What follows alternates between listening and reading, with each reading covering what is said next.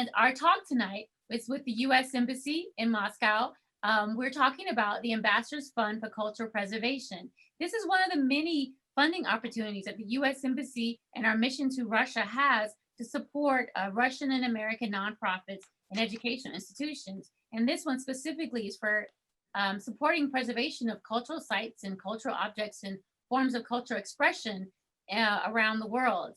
And tonight I'm joined by my colleagues. My name is Jahan Jones-Rogowski. I work in the U.S. Embassy in Moscow, and I'm joined by my colleague, Damien Wampler, who works also in the embassy with me, also as an Assistant Cultural Affairs Officer, and also by Erin Concourse, who is with the U.S. Consulate in Vladivostok. She is the Public Affairs Officer, and she also has prior experience from working in Washington on the Ambassadors Fund for Cultural Preservation. So we can't wait to talk to you about this important issue and also to answer your questions at the end of our discussion. Thank you. And now to Erin. Окей, спасибо. Джахан, добрый вечер. Меня зовут Эрин Конкурс. Я работаю консулом по вопросам культуры, печати и образования в Генконсульстве США во Владивостоке. Хотя сейчас я нахожусь в Москве из-за пандемии. И сегодня вечером я хотела бы поделиться информацией по теме, которая близка к моему сердцу – защите культурного наследия. И дальше теперь я говорю на английском. So in my previous assignment in Washington, D.C., I worked for the Department of State's Bureau of Educational and Cultural Affairs in the department's Cultural Heritage Center. And many people don't realize that the State Department works to protect and preserve cultural heritage around the world. And this work includes preserving cultural heritage sites and protecting artifacts from being illegally trafficked across borders and into the United States. And so in this way, the US government partners with other countries to safeguard their own cultural heritage for generations to come. And these ancient and historic monuments and sites enrich us and they inform our societies today. And they also help us connect to our cultural origins. And so as part of this important work, one of the State Department's key programs is the US Ambassadors Fund for Cultural Preservation, also known as the Ambassadors Fund, or by the acronym AFCP. So right now, I'll just share briefly about the AFCP. What is this great program? Well, the Ambassadors Fund was created by the US Congress in 2000 to show American respect for other cultures. And under this program, US ambassadors at embassies abroad may submit proposals for cultural heritage projects, and they may partner with museums, ministries of culture, and non-governmental and non-commercial organizations. And so these projects support post-disaster and post-conflict recovery. Sometimes they mitigate the effects of natural disasters or weather-related deterioration. They create economic and tourist opportunities. And ultimately, these AFCP projects build mutual cooperation and understanding between countries. So as my colleague Damien will discuss, AFCP proposals are generally submitted in the fall, and awards are announced the following summer. And this process is very competitive. The program attracts very high quality applications and project ideas. And in 2020, for example, the Ambassadors Fund awarded 40 grants to preserve cultural heritage in 35 countries. And the program has supported more than 1,000 projects worldwide. So what specifically does the AFCP support? Well, the Ambassadors Fund supports projects to preserve a wide range of cultural heritage. And this includes historic buildings, archaeological sites, cultural objects such as archaeological and ethnographic objects, paintings and manuscripts, and indigenous languages and other forms of traditional cultural expression. So I'll give you a few examples. In September of 2019, a hurricane battered the Bahamas, leaving the region without electricity and water and put local museums' collections in peril. Nearly 1 year later, the AFCP provided a $42,000 grant to help restore the museum, and it's providing HEPA vacuums and brushes to remove mold spores and conservation quality storage materials for rehousing these objects. In another great example, when Albania was struck by a severe earthquake last year, it damaged the ancient fortifications of Kruje, Durrës, and Prešje.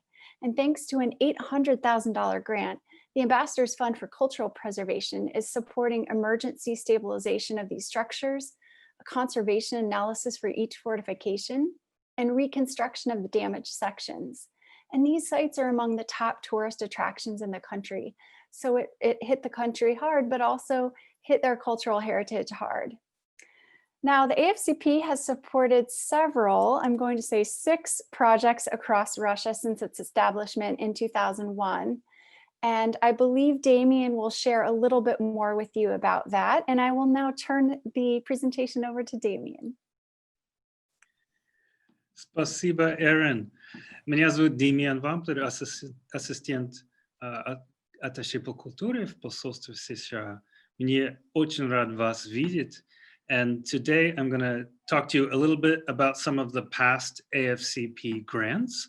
And at any time, you're welcome to ask questions in the chat, and we'll be happy to answer them. And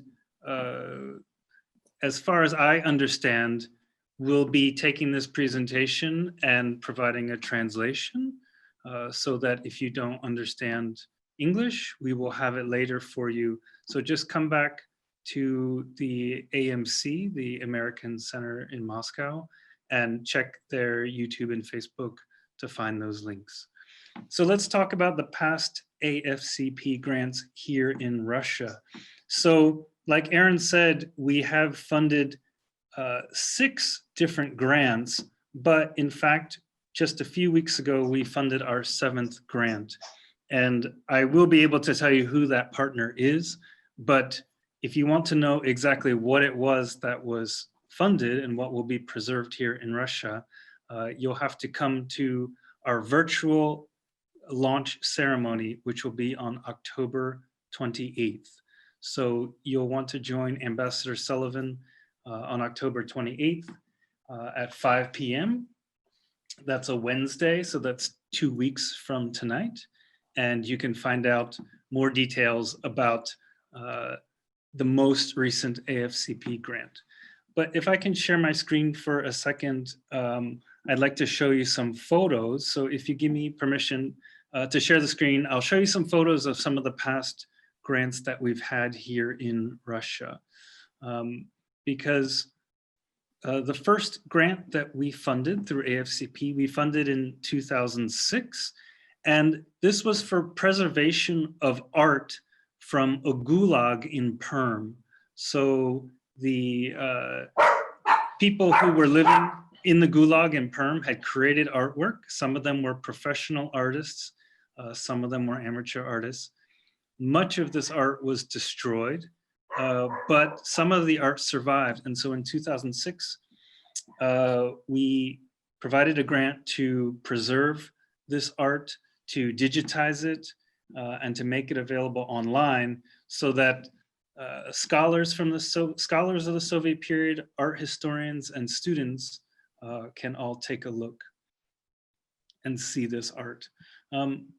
So now we're going to go and look at a couple other projects.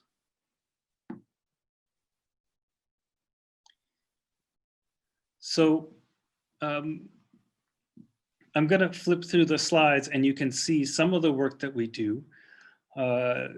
We understand that cultural heritage is extremely important to Russia, and cultural heritage is extremely important to the United States also.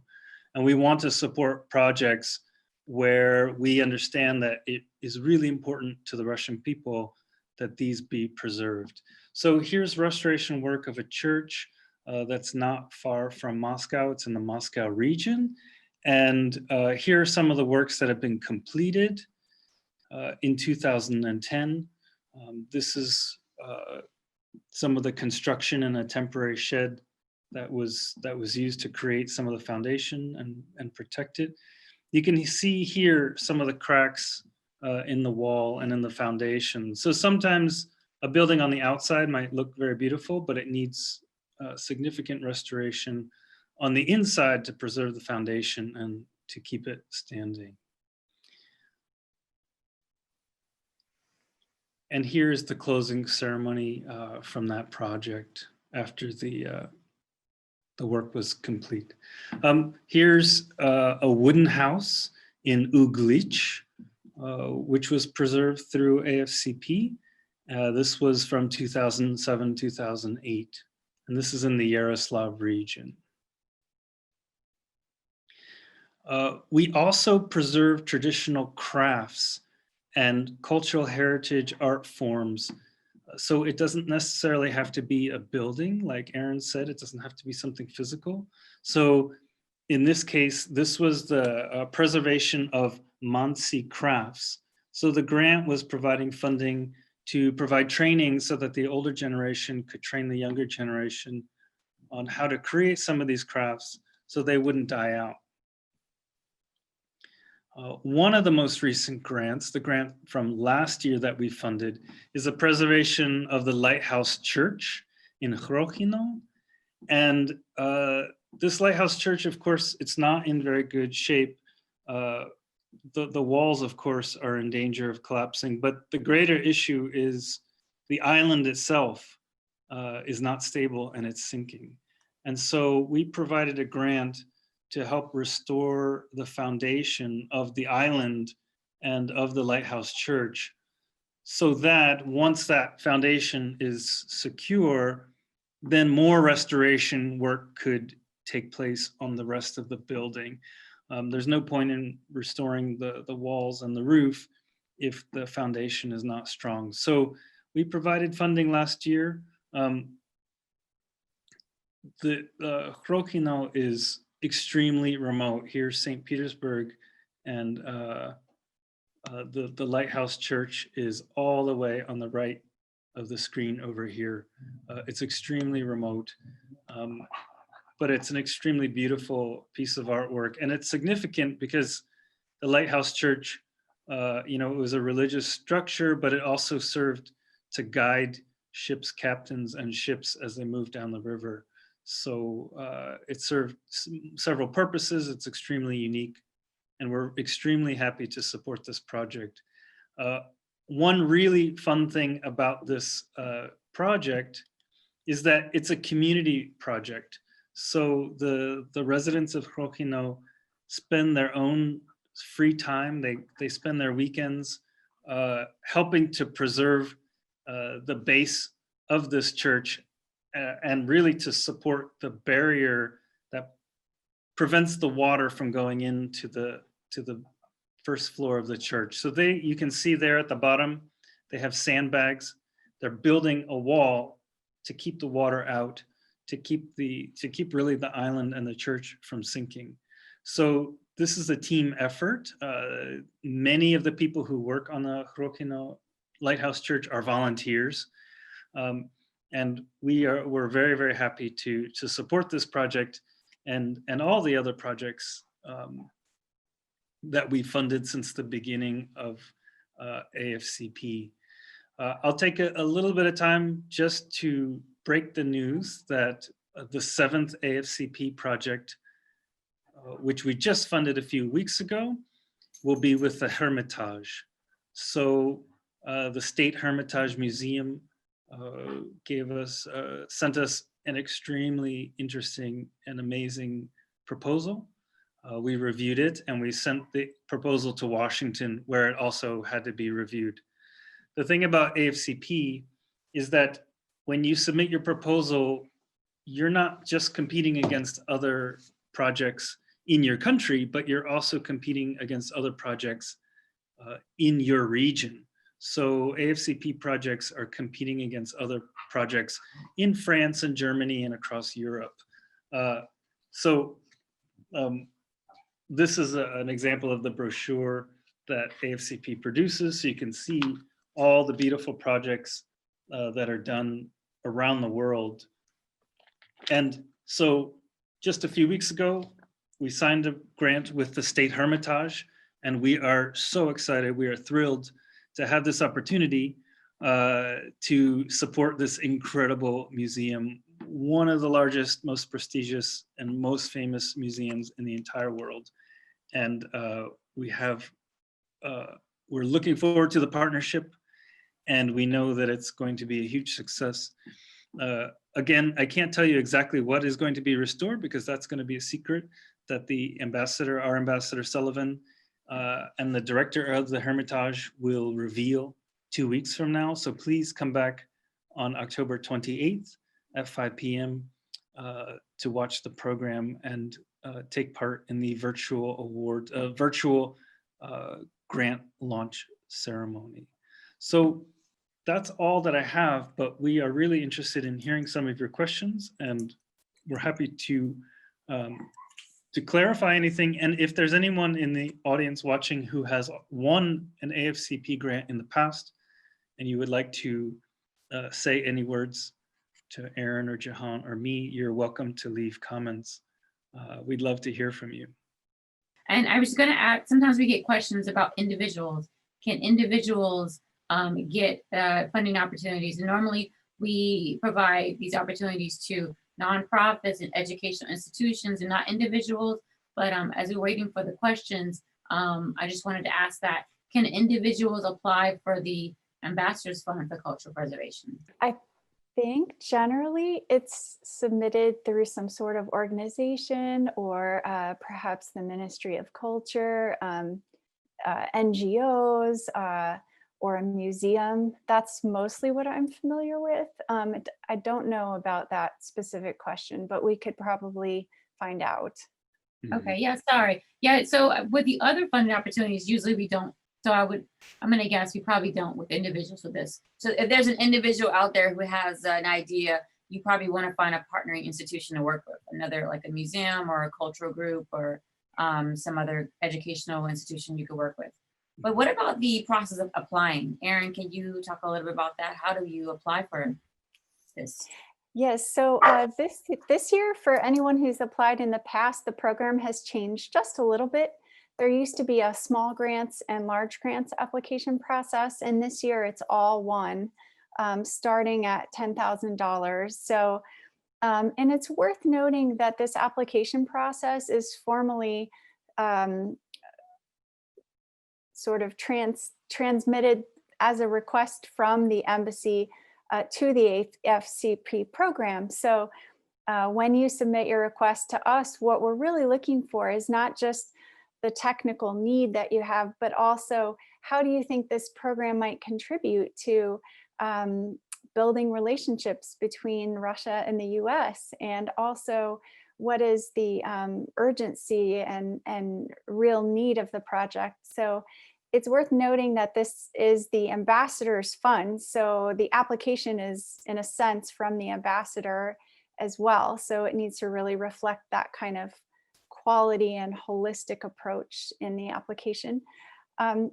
This year, instead of putting together a very full proposal and getting it to Washington by the end of the year in December, I believe it is a somewhat simpler process in that we'd be looking for your abstract or your project synopsis, and that needs to come to the embassy by, I believe, needs to be submitted by 12 a.m. Eastern Standard Time on November 15th. And that would be 7 a.m. in Moscow on November 16th. So that deadline is coming up in about 3 weeks. Yeah, so what I'll say to that is the deadline is coming up very soon, but many of these projects are long-term projects where an organization has been working for months or years to preserve a site or a piece of cultural heritage. So we're not expecting people to suddenly rush and write a proposal in a few weeks. Many people spend their time writing the proposal over the summer. Oftentimes, an organization is writing multiple proposals a year and submitting maybe to other nonprofits, other organizations, and AFCP is just one of the different donors or organizations that they're applying to.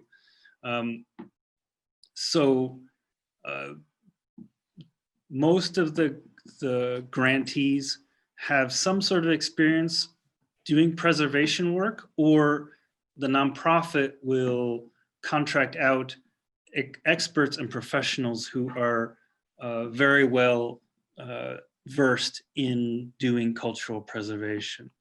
So we've received grants from small and large organizations, but it's important that there is a team of people who understands how to actually do the preservation work, and that they have the skills and the background to be able to do the type of preservation that needs to be done.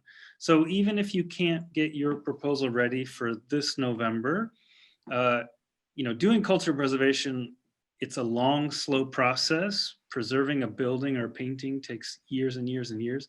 So you could begin your proposal, you could submit it to other donors, and you could have a strong proposal for next November when AFCP is live again.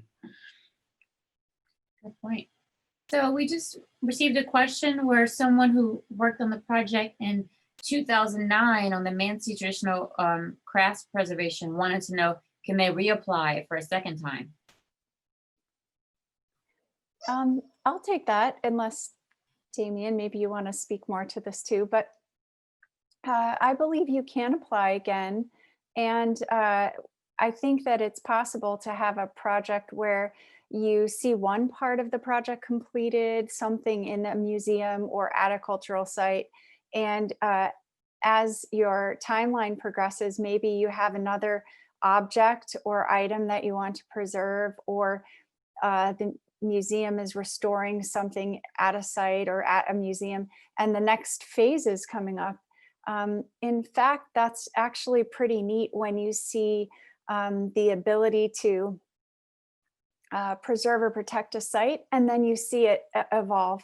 And one example that comes to mind in a country I've served in is Bosnia and Herzegovina, where after the war in the Balkans, at some point the museum was forced to close because of lack of funds to pay its workers. And so with the help of the Ambassadors Fund, the museum was able to reopen, and then later they were able to make improvements to the museum in a second application. So things like that do happen through the AFCP, and it actually can make strategic sense to see over time some partnerships built, expertise is shared, and that kind of thing. Great. Yeah, I concur. I totally agree. I have seen and worked on projects where the initial project launched a long-term restoration that took several years, and AFCP actually funded each subsequent grant to make to continue restoration of that same piece until it was finished. AFCP can definitely fund a project from beginning to end, year to year. You have to submit an application every year, but it has happened. I've seen it happen. Now, in the case of the Mansi project, yes, you had a grant in 2009. You could definitely submit again, either to continue what you were doing, or if your organization wanted to focus on something different, you're definitely welcome to apply. I encourage you to apply. Whatever project you think is going to really build strong bridges between the United States and America, yeah, please apply. Okay, we have another question about the amount. What are the limits on the total grant amount? And then who determines how much can be allocated to the implementation of the project? So as far as I understand, each year that the program operates, correct me if I'm wrong, Damien, the amount is up to 800,000. I believe the range is 10,000 to 800,000. You can apply for that, and in terms of the total amount awarded, you can request an amount, and we would probably hope to see a detailed budget at some point to justify your requests. And it's probably realistic that that budget would be evaluated by the embassy through our process, and also probably in Washington.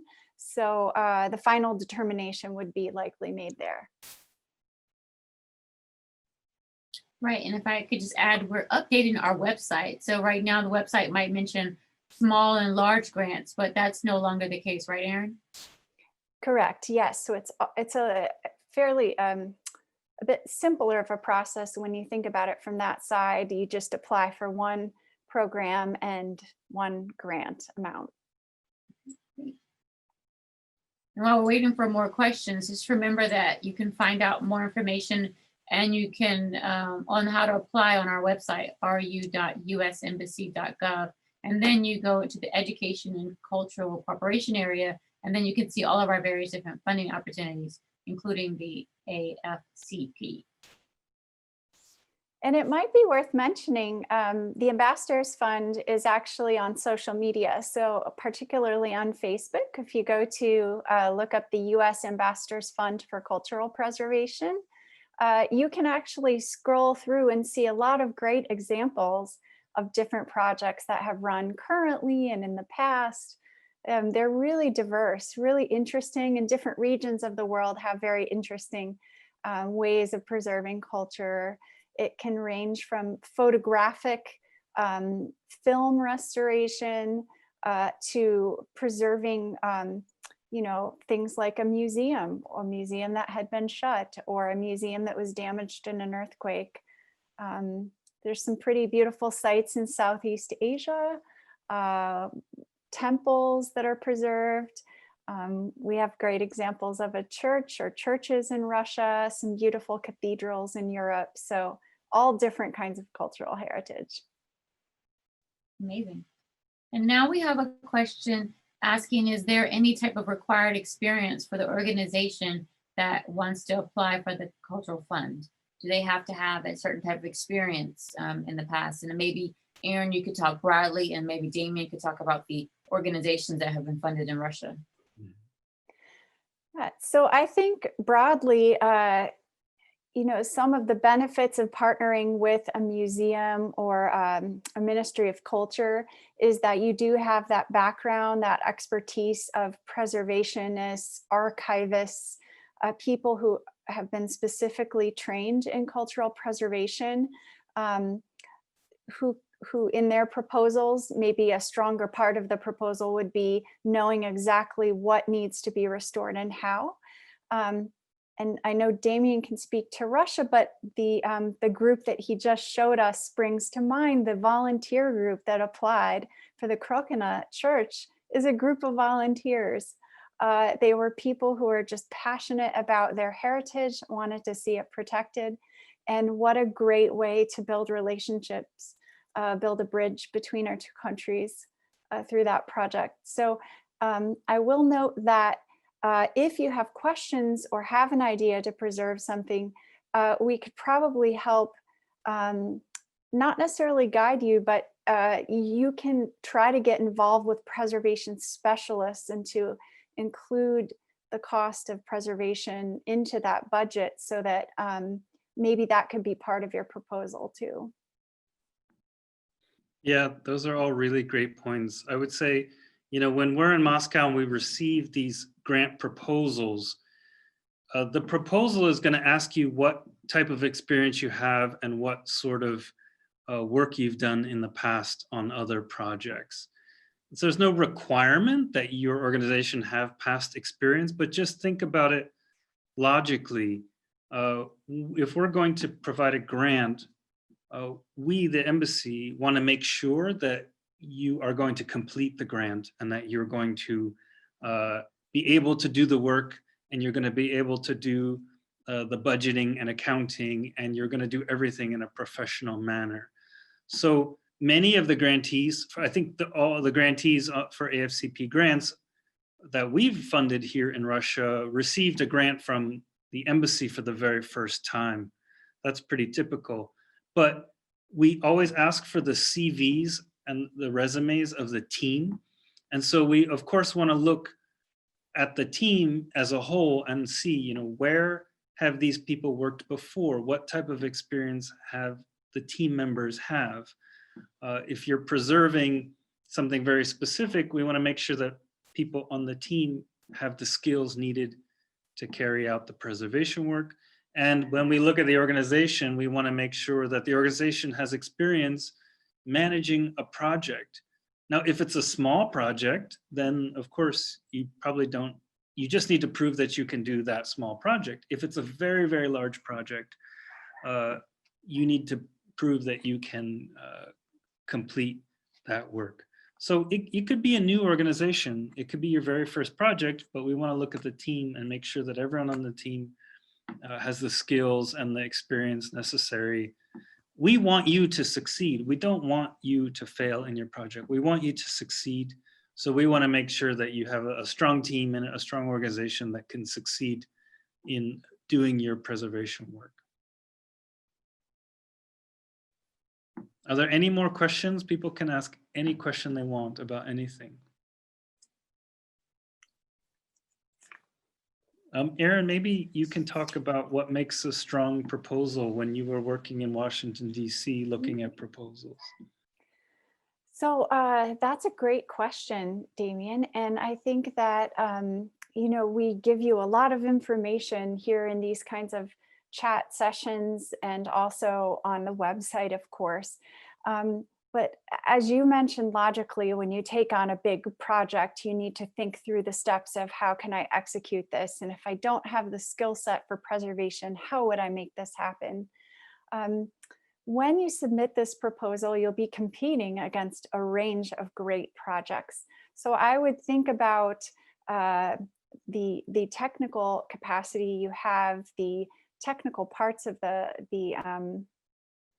project, but also what is the compelling need? What is driving the idea behind this application? For example, have you already been working in preservation of manuscripts or books or icon restoration or some sort of religious structure or Orthodox church, for example? If you're already working in the field, what is the urgent and compelling need behind preserving this project? You want to make sure you highlight that high in your application. Also, I would say, how does it strengthen the relationship between our two countries? Perhaps it will involve exchanging ideas with American experts. In some AFCP projects, we've seen partnerships that might involve museum experts sharing information. And that's just a great opportunity. Everyone learns in that kind of an environment. So I would think about those things for sure. And also, is your budget realistic? Is it just a budget that reads like I'm asking for a bunch of equipment? Or are you showing us this equipment is crucial because it's going to keep the room temperature at a certain point, or it's critical for these old books to be kept at a certain temperature? That's the kind of thing I think that a strong project would show. Yeah, that's definitely true. And I remember some projects presented a case of urgency to the committee. So some projects made it very clear that either there was an important anniversary date that they wanted to hit, or that in some cases an earthquake had done damage and they felt that they only had a few years before the whole structure would collapse. There was one case where a roof was leaking and it was going to destroy some very important heritage artifacts, some film footage. And they made a strong case and said, you know, if we don't preserve this year, the next rainfall is going to come and destroy these items. So I think the urgency is very important sometimes too. But yeah, those are very good points about the budget and about having a good technical expertise to be able to do what you need to do. And of course, your grant proposal is going to include everything that you need to have a successful project. So if you need to hire a conservationist, you put that in the grant and the budget. If you need to hire experts, you know, you include that in the budget. Damien, it just occurred to me that too, good photographs. Photographs can tell a story. And if you have before and after photographs of what something looked like before the damage, or 100 years ago, what the site looked like, and now what it looks like. And think of your application as not just a technical application, but you're telling a story. I think a good story really grips people in the heart. Sure. I mean, here in Russia, culture is so important, and so I think it's critical to think about what is most important to Russian culture. What, are there specific buildings or music or tapestries or manuscripts or houses or structures that are so important to Russia? And then also think, well, what of those are in danger of being lost? And I would say something that's really important is that there needs to be teamwork involved. Some strong AFCP proposals are a team that consists of a university and a government agency and a museum and maybe a professional team that does a certain type of preservation. And maybe sometimes there's also a nonprofit that is able to coordinate and handle things like finances and reporting and taking the photographs and media and social media and things like that too.